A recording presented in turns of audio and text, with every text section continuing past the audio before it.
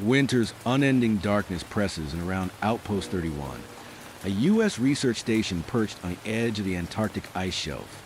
8 months of isolation have worn on the expedition's 12 members, geologists, meteorologists, and mechanics, each accustomed to quiet routines of shifting snowdrifts and endless horizons of white. Their only company is the low hum of generators and the occasional crack of ice underfoot. On a wind-chilled morning, pilot R.J. McCready readies his helicopter for a supply run to the nearby Norwegian base. As the rotors engage, the team watches through frosted windows. Dr. Blair and Childs peer into the swirling snow. Sergeant Knowles adjusts his parka, and Windows squints against the glare.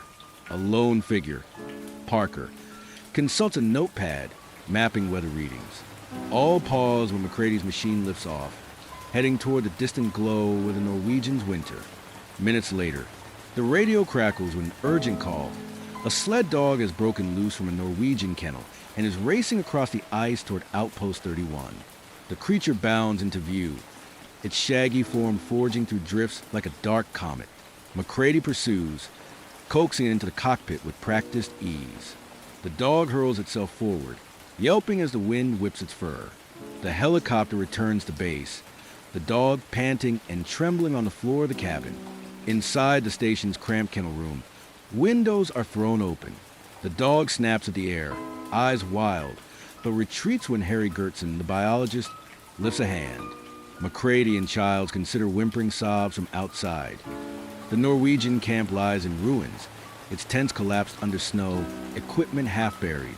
2 bodies lie prone beneath a tarp, a scientist with facial bones missing and his companion frozen in eternal terror. Windows seals the dog in a cold room cage while the team gathers. Blair examines a crumpled radio, twisted beyond repair, and notes one last distress call. He's not dead, he's only pretending. The words hang in the frosty air, too distorted to gauge panic or warning. The station's power flickers as mechanics, Knowles and Palmer, reset breakers. The tension ripples through the group. Something hunted the Norwegians, something inhuman. McCready and Gary, the station commander, debate next steps. Gary insists they destroy the dog, but McCready argues for containment and study. Blair, already unsettled, warns of unknown biological hazards. The dog snarls echo down the frozen corridor as it presses against the cage's bars, lupin eyes glinting in the sodium light. A sudden gust rattles the doors. Kennel bolts shudder. The dog lunges, teeth bared, and Gertson slips on ice, toppling into the grid floor. Its jaw snaps shut on his wrist. Panic flares as the team rushes to pry the animal loose.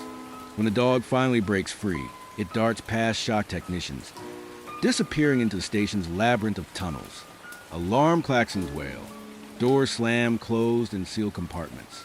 The crew fans out, shotguns and pistols drawn. McCready orders everyone back to the main lodge, where authority still holds sway. Windows shores up the kennel door. Childs barricades it with a metal table. Blair presses a trembling hand to his forehead, muttering about cellular replication and parasitic behavior.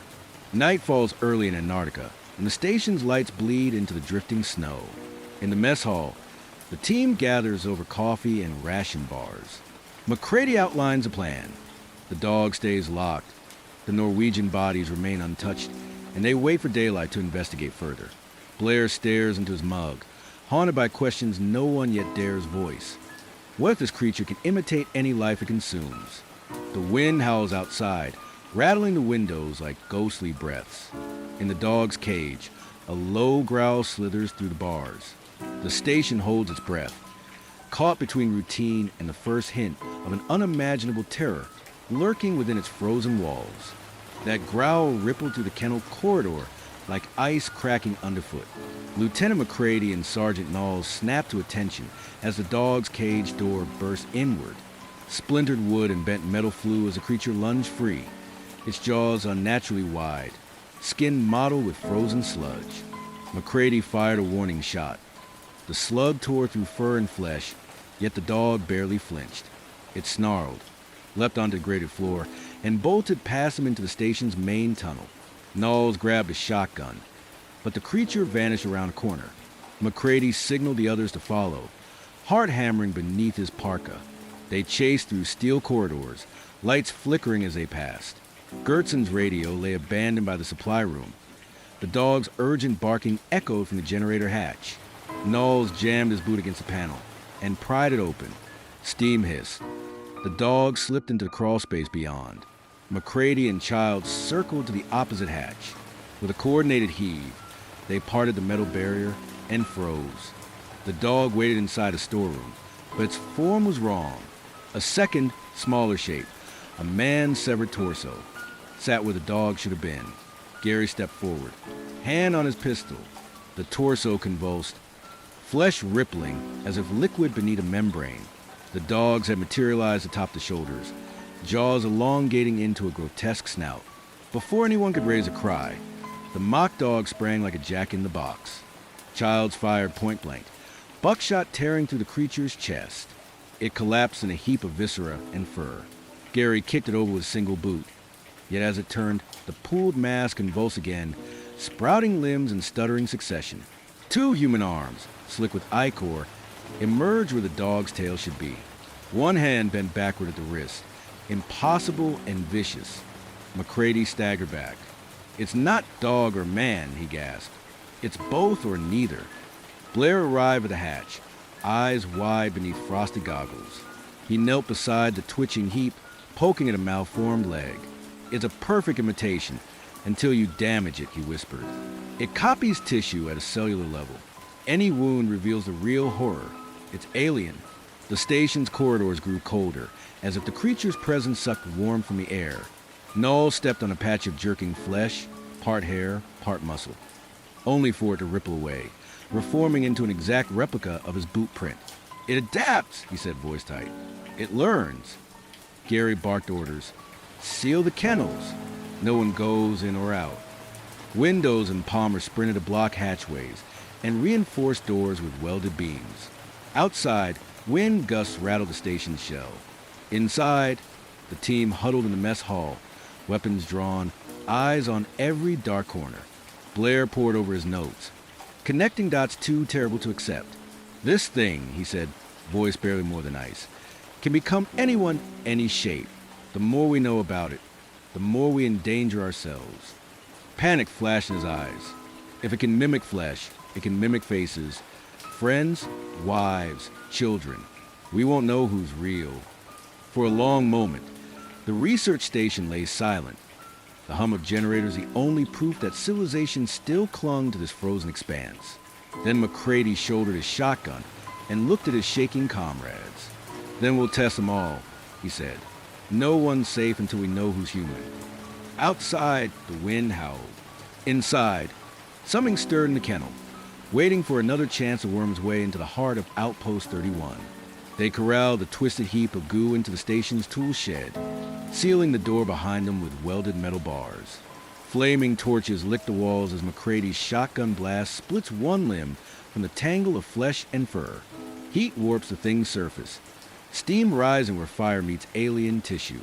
At last, the mass lies still charred and inert. Yet the smell of burnt ozone and scorch wool lingers like a warning. In the main lab, Blair and Windows prepare for a grim task. Metal trays gleam under sterile lights. Scalpels and forceps are laid out on blue drapes. The thing's severed arm, shrunken to a row size, sits on ice in a stainless steel basin. Blair's voice is taut as he slides on latex gloves. "We need to know what we're dealing with," he says. He makes the first incision. Flesh parts like wet leather, revealing muscle fibers that ripple unnaturally. Childs ducks his head as Blair peels back membranes. Inside, tendrils thread through veins like parasite roots. Gertson, still shaken, leans in, eyes wide.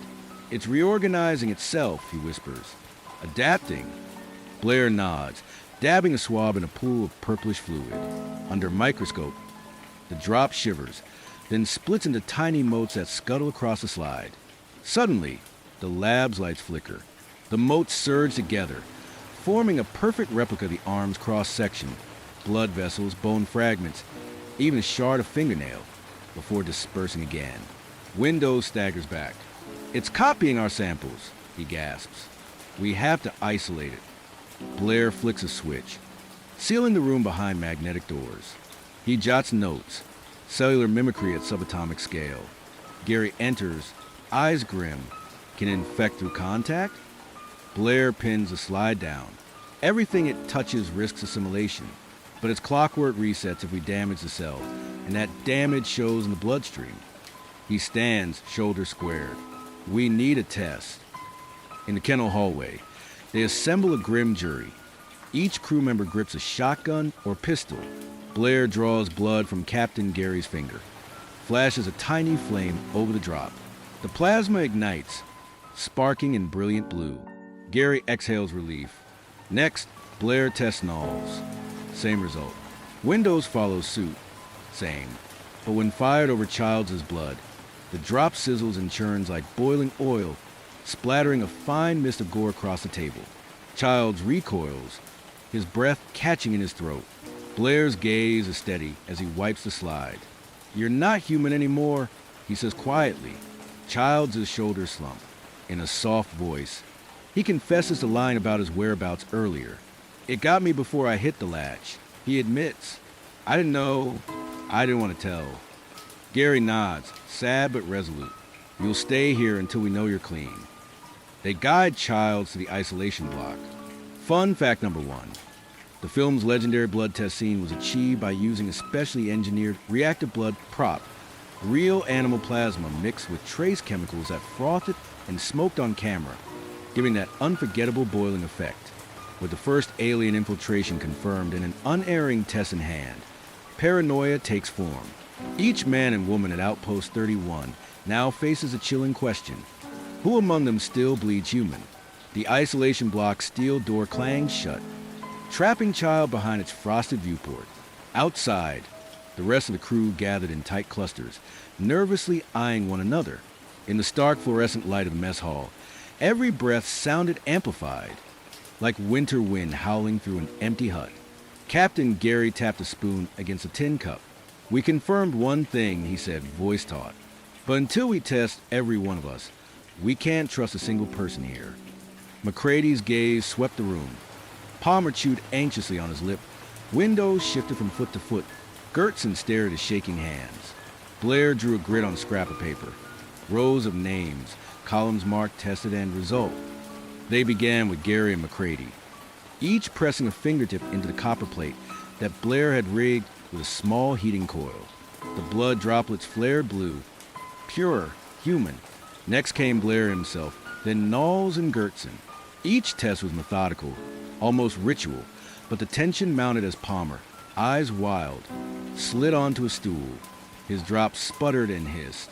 He yelped, shoving away, and the plate scorched under its own heat. Palmer's face went slack, a single tear freezing on his cheek.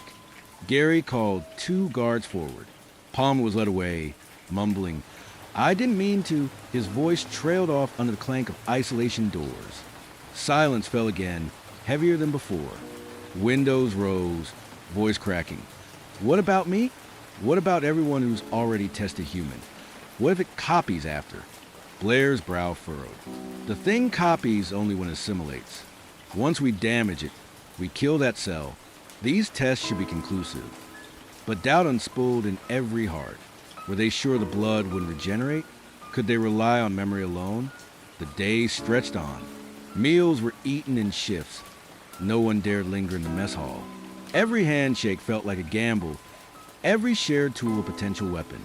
Gertson swept his eyes across the dining table as he passed plates to McCrady and Childs. Quick movements, too smooth to be innocent. In the comms room, Windows locked the door behind him, fingers trembling as he keyed in weather data. Was that sweat or fear? At the generator room, Knowles found child-sized paw prints pressed into fresh snow on the observation deck, and no sign of the dog. Each print ended abruptly, as if the creature vanished into thin air. He radioed McCrady, voice low, "It's out there watching." McCrady pulled open the hatch to the deck. The wind rushed in, carrying the stench of diesel and something fouler, like burnt ozone and frozen flesh. He shut the hatch with a bang, and the corridor lights flickered. Back in the lab, Blair cross-referenced biosamples. Hair, skin debris, even clippings from fingernails. Each microscopic slide was sealed under glass, but none showed new growth. Yet, the thing's adaptability was still unknown. It must have a cycle, he said, voice echoing. A window where it can't mimic blood. But the words landed flat. As evening darkened the endless Antarctic sky, the station split into wary factions. Some huddled around the radio, listening for signals from other bases. Others fortified internal doors, improvising shotgun slugs into pipe sockets. Palmer's cell remained locked. His absence loomed larger than any visible threat. In the mess hall's corner, Gertson wept quietly, muttering, "Who's next?" The generator's steady hum became a heartbeat. Steady, but isolating. Outside, the wind moaned like the thing itself, burrowing through snowdrifts. Inside, every reflection in a window seemed to watch back. Every shadow held a secret. Each crew member faced the same question in the waiting hush. Who among them was still human? The tension that began with whispered doubts now erupted into open conflict. Late that night, Dr. Copper and technician Norris convened in the autopsy room to examine a freshly severed piece of thing tissue. Copper tapped at it with a scalpel, testing his theory that heat would reveal alien cells' true nature. Norris hovered nearby, sipping coffee from a chipped mug. As Copper applied a soldering iron tip to a small sample, the tissue writhed and the iron clattered to the floor. Norris backed away, but not fast enough. Copper reached for the scalpel, and Norris's eyes snapped open, pupils jetting to slits.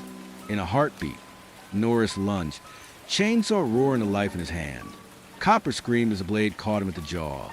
Bone and blood sprayed in a freezing arc. McCready burst in with a shotgun trained on Norris's shifting bulk. "Stay back," he barked. The creature, half Norris, half thing, turned with molten flesh dripping from its mask. McCready's blast shattered the creature's skull, scattering bone fragments and tangles of hair across the floor. A second shot carved through its chest. The thing's body collapsed into a steaming heap. Fun fact number 2. The infamous head-splitting scene used a prop animal skull lined with latex and food-grade BOLO mix. When the shotgun round hit, the mixture burst like a blood fountain, an effect that used nothing more dangerous than supermarket cake gel for realistic gore. The autopsy room stank of burned flesh and fear. McCready holstered his shotgun and called the others by radio. "It's here. It's us. Lock everything down." Gary's voice crackled back, taut. "Me in the mess hall, 5 minutes." In the mess hall, the survivors, McCready, Gary, Blair, Knowles, and Windows, stood a wary circle. Each kept distance, hands hovering near weapons. Blair's eyes darted. Sweat beaded on his brow. He whispered, "It copies every cell. We can't trust appearance or voice." Windows swallowed hard. "Except for blood," he replied, voice trembling.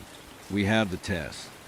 Palmer, who'd been off-duty cleaning vents, slipped in with ragged breath. He held a length of fused wire, improvised fire starter, gripping it like a lifeline. "I saw something," he stammered, "in the maintenance shaft movement." Knowles advanced. "We test you again." Palmer's lips twisted. "Go ahead." He extended a finger. When Blair grilled the drop over the heating coil, the blood smoked and bubbled. Before anyone could react, Palmer bolted for the door. Windows lunged, but Palmer yanked free, slamming through the hatch into the generator room. "He's one of us." McCready shouted, sprinting after him, guns raised. The men pursued Palmer through welding sparks and hissing pipes. He raced toward the snowcat parked in the hangar, intent on escape. McCready cut across the workshop floor, slamming a welding torch to life.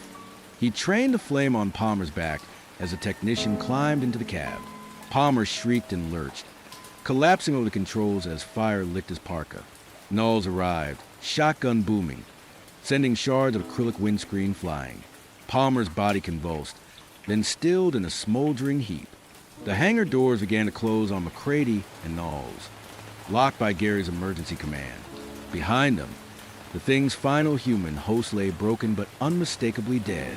The station's corridors, once a refuge, had become a tomb of shattered trust. Each step back to the command center felt heavier, echoing with questions no one dared voice. If we kill the thing, Who will remain? And if blood is our only proof, what if the test can be fooled again? With the immediate threat in the hangar eliminated, the remaining survivors, McCready, Gary, Blair, Knowles, and Windows, regroup in a mess hall beneath flickering lights. The station's power grid hums with uneasy tension. Blair collapses into a chair, eyes glazed. "We can't let this thing regenerate," he says. "If it reassembles in the dark, we lose everything." McCready strides to the control panel. He slams switches, plunging the corridors into blackout. Lights sputter and die, leaving only emergency strobes to cast long, wavering shadows across empty tables. The generators wind down with a mechanical groan. Outside, gusts of Antarctic wind howl against reinforced doors. Gary nods. Cutting power stops any heat source the thing could use to mend itself. He grabs a clipboard. Next, remove all ignition points and rig fuel traps. If it comes back, we'll burn it out. In the fuel storage bay, they find drums of aviation gasoline. Windows and Knowles roll barrels through the darkened hallways, stopping at key junctions. The kennel hatch, the comms room door, the stairwell to the observatory. They pour gasoline in thick ribbons across the grating and around door thresholds. Blair rigs tripwires from loose cable. I-beams connecting to fuel valves that leak into the ducts. Each disengaged grip ignites a cascade. As they work, every drip of gasoline sounds like a ticking clock. The station, once organized by research and routine, now feels like a fuse ready to blow. Knowles pauses in the corridor, flashlight beam catching distorted reflections in the slick fuel. "I hate this place," he whispers, voice echoing off metal walls. With the traps set, Gary surveys their final defense. "Blood test one more time," he says. Each man extends a finger into the fading red glow of a single lantern. Blair flicks his lighter under Gary's drop. Blue spark, clean human burn. McCready's, Childs's, Knowles's, all clear. When the flame hisses under Windows's blood, he flinches, but the drop holds steady, lighting blue. No sign of the thing remains. Blair lets out a shaky breath. "We're all human for now." He sweeps the grid, but if the test fails or if power returns, we trigger the gas and pull back. McCready slams his shotgun, but against the table. Agreed, nobody gets left behind. They retreat to the command center, sealing the hall doors with welded beams and cement blocks. McCready snaps a padlock shut on the fuel bay. Outside, the station is silent. Only the winds howl and the faint drip of gasoline through grated floors. In the mess hall, they huddle under emergency lights, weapons ready. Blair taps his watch. Once the gas reaches every corridor, we'll light a match from the lowest level. He points to a schematic on the wall. It'll sweep the station like a flamethrower. Windows' hand hovers over his shotgun. "Just say when." McCready nods. "In 5 minutes." He checks his revolver cylinder. 6 fresh rounds. "If any of us doesn't make it back, remember, this place ends tonight." Outside, the station creaks as metal contracts in cold. Inside, time slows to measure heartbeats. Each man counts the seconds until a single spark will decide whether Outpost 31 survives or becomes a frozen pyre. Night's black veil has fallen over Outpost 31 when McCready gives a signal. Blair pulls a match from his pocket, its tip glowing like a beacon in the gloom. He kneels at the lowest fuel trap's valve and strikes the match. A ribbon of flame races along the gasoline-slick floor, igniting in a roaring wave that devours hallways, doors, everything in its path. Screams echo as the station's interior becomes a furnace. McCready, Gary, Knowles, and Windows sprint toward the generator room, the only route left to safety. The emergency strobes flicker red in Inferno's light. Steel doors constrict behind them, sealing the blaze into locked compartments. The heat roars on both sides, metal walls glowing orange. They emerge into blinding white of the Antarctic night. Snowdrift starlit stretch to the horizon. The station silhouette smolders behind them. Engines sputter as fuel lines burn back into the darkness. McCready turns, shotgun train on the wreckage, expecting the thing to burst free. But for a moment, the world is silent save for distant crackling. Then, a shape lurches from the smoke, a monstrous, half-melted parody of humanity. The thing's form flickers, part Emily's torso, part twisted machinery of flesh. It stumbles toward McCready, claws dragging through ash and snow. Each step leaves a footprint of sizzling gore that hisses on contact with the cold. McCready squeezes the trigger. Buckshot tears through the thing's chest, splintering bone and tissue. The creature roars, a cruel, synthetic sound, and lashes out with malformed arm, slamming McCready into the snow. He rolls clear of the blow, shotgun snapping again. The thing's head explodes in a shower of sinew and ice-crusted gore, but it does not fall. Instead, the creature convulses, reassembling in a grotesque ballet of regeneration. Steam drifts from its wounds, and its shape shifts. One moment, a hockey mass of bone. The next, a slavering maw with human eyes blinking in alien sockets. It charges. McCready ducks behind a fuel drum, pistol drawn. He fires round after round into the thing's torso, each shot forcing it backward into the station's ruined entrance. Flames pour out behind the creature, a curtain of fire threatening to engulf them all. McCready stands firm, weapon leveled, until the last slug depletes his magazine. He ducks under a spray of embers as the thing lunges, claws outstretched. In a final gambit, McCready grabs a burning piece of timber from the wreckage and hurls it into the thing's open mouth. Though it catches in its throat, the thing staggers, choking on flame. It snarls, convulses, then collapses in a heap of smoldering flesh and fractured bone. Silence returns, broken only by distant groans of collapsing metal. McCready inhales raggedly, shoulders sagging. Behind him, the station's dome implodes under combined heat, collapsing into a crater of fire and ice. Gary limps from the blaze, Madam windows at his side. Snowflakes drift over them, landing on singed parkas. Knowles kneels beside McCready, pressing a hand to his friend's arm. No words are spoken, none are needed. In the frozen aftermath, they stand among the ruins of Outpost 31, alone, human, and haunted. Fun fact number 3. The climactic blaze was filmed using real fuel in a controlled outdoor set at Shepard Studios, where matte-painted station exteriors were rigged with hydraulic panels that could be dropped to simulate collapse, all choreographed to ensure actors' safety amid genuine fire and heat. In the cold light of dawn, the ruined remains of Outpost 31 lie smoldering beneath an endless sky. The fire has consumed generators, melted corridors to molten steel, and collapsed the station's once familiar shape into a crater of ice and ash. Only 3 survivors remain. R.J. McCready, bleary-eyed and half-frozen. Windows, shoulders hunch against the wind. And Knowles, silent as he scans the horizon for any sign of movement. Gary's fate is unknown, lost in the inferno he helped ignite.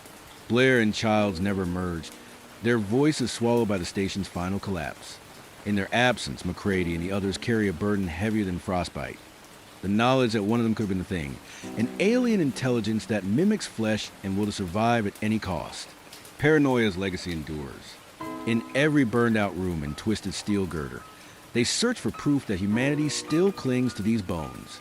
Isolation's toll has reshaped them. McCready's easy confidence replaced by jagged vigilance. Windows' reserve hardened into wary observation. Knowles' humor frozen into stoic survival. Each man grapples with a single question. When the flame and blood tests fall away, what remains of Outpost 31 and of themselves? The Antarctic's unending night stretches on, indifferent to human triumph or horror. There is no rescue in sight, no signal beyond drifted snow. Their world has contracted to the bitter truth that trust was a luxury they could not afford, and that the enemy was never wholly external.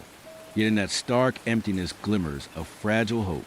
2 survivors standing amid ruin is a testament to resilience. Dogged courage that faced an unknowable terror and refused to yield. Their alliance, once forged in routine research and idle banter, has been reforged in fire and blood. In memory's quiet recesses, they will carry the names of the lost, the horror of a shape-shifting foe, and the cost of sacrifice. What does it mean to be human when every cell can betray you? The thing's ultimate ambiguity remains. Did any part of it learn empathy, selflessness, the spark of life that binds us? Or was it merely the cruelest mirror, reflecting human fear and isolation back upon those who battled it? As McCready, Windows, and Knowles light a single lantern against the gathering storm, they share a silent vow to remember, to endure, and keep the knowledge of Outpost 31 alive, lest curiosity lure others into the Antarctic's frozen heart. Thank you for watching Slightly Spooky Stories for Sleep Movie Recaps. If tonight's expedition into isolation and paranoia chilled you to the bone, subscribe and ring the bell for more quiet descents into cinematic nightmares. Until then, stay vigilant and sleep well if you can.